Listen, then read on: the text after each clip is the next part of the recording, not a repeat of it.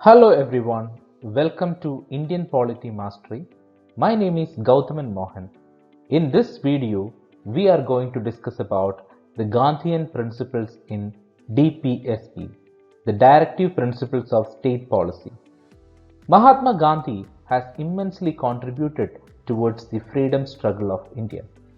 That is why Gandhi is considered to be the father of our nation. And if you look at the entire journey of freedom struggle, after 1915, Gandhian contribution was on a different level. So he has introduced many new strategies in their fight against the British colonialism. So the constitution makers, the Constituent Assembly, does not forget the contribution of Mahatma Gandhi. That is why they clearly added these principles in the Directive Principles of State Policy. So today, let us understand more about the Gandhian principles in DPSP. In the Indian Constitution, Article 36 to 51 of the Constitution deals with Directive Principles of State Policy. Part 4 of the Indian Constitution deals with Directive Principles of State Policy. Actually, these principles are adopted or borrowed from the Constitution of Ireland, and they have actually copied it from the Spanish Constitution. So if you look at the principles carefully, you can see that they are non-justiciable in nature. So if you look at fundamental rights, we know that it is justiciable in nature. If somebody violates our fundamental rights, we can always approach the court. But in the case of directive principles, we cannot approach courts if somebody violates the directive principles of state policy. So what do you mean by directive principles of state policy? Two important words are actually very clear here.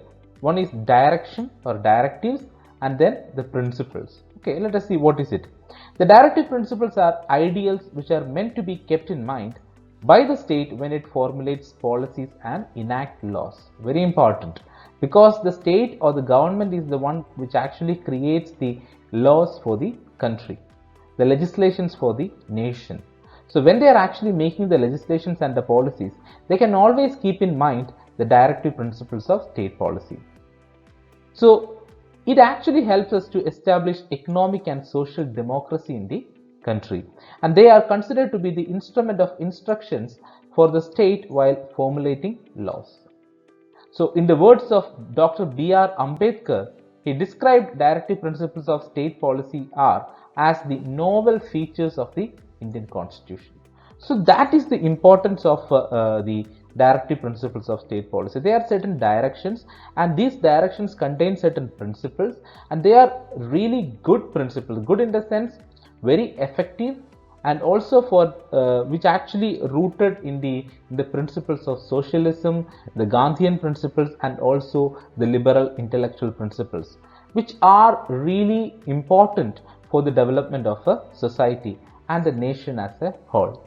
So that is why they are actually telling the state, when you are actually making a law, when you are legislating a particular law, that particular time you need to keep in mind there are certain principles enshrined in the Constitution.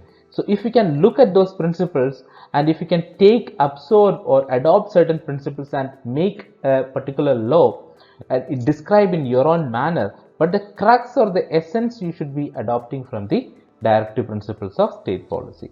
So that much importance is there for the directive principles. And if you look at the Indian history legislation history, you can see that directive principles of state policy has influenced a lot in the lawmaking process.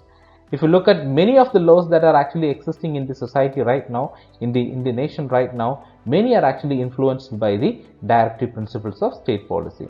Now let us try to understand more about the Gandhian principles in the DPSP. So there are three important types of principles are there. One is the socialistic principles, the Gandhian principles, and also the liberal intellectual principle. Here we are going to discuss about the Gandhian principles. So these are the important Gandhian principles which are actually mentioned in the Constitution, especially in directive principles of state policy. Article 40, which actually talks about organize village panchayat and endow them with necessary powers and authority to enable them to function as units of self-government. So Mahatma Gandhi was an advocate of decentralization. He always told the people, the administrators, that the villages are really important. Okay, the significance of village is actually huge when it comes to the decision making process, when it comes to the administrative process. So that is why organizing village panchayat is one of the important aspect of the directive principles of state policy, and they have added it as the article 40 of the Indian Constitution. Article 43 of the Indian Constitution actually talks about promoting cottage industries on an individual or corporation basis in rural areas. So the upliftment of the rural area is really important. The development in the rural area is really important. Self-sufficiency in the rural area is really important. So all these ideals are actually looking at it, are actually aiming at it, so that you can actually understand from these principles. So promoting the cottage industries.